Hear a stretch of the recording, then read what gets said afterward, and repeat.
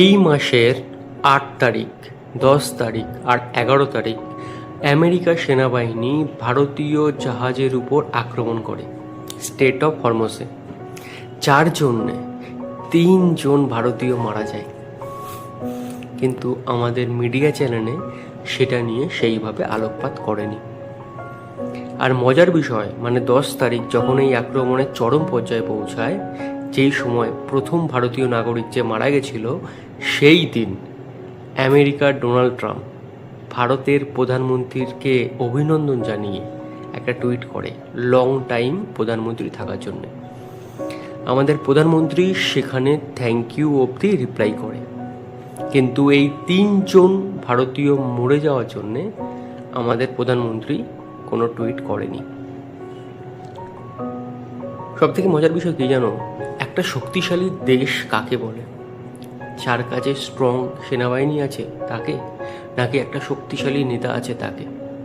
না, এর মধ্যে কোনোটাই নয়। শক্তিশালী বা উন্নতিশীল দেশ তাকেই বলবে যেখানে ওই দেশের প্রতিটা নাগরিক সঠিকভাবে সব তথ্য যাচাই করে সরকারকে প্রশ্ন করে। কারণ সরকার বেঠিক হলেই জনসাধারণ রাস্তায় নেমে পড়ে কিংবা নিজের সোশ্যাল মিডিয়ার দ্বারা আক্রমণ করে। তাই সরকার বাধ্য হয় সঠিকভাবে চলতে। কারণ একটা দেশ তার নাগরিকদের নিয়েই শক্তিশালী তৈরি হয়। অন্ধের মতো সমস্ত কিছু বিশ্বাস করলাম, ঠিক ভুল যাচাই করলাম না, সেই দেশ আসলে মূর্খ হয়। তার জলজান্ত উদাহরণ পাকিস্তান।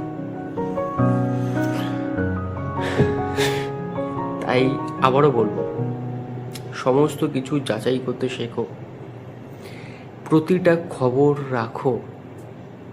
না হলে আজ এই যে 3 ভারতীয় মারা গেছে, যেটা খুব কম সংখ্যক মানুষ জানে,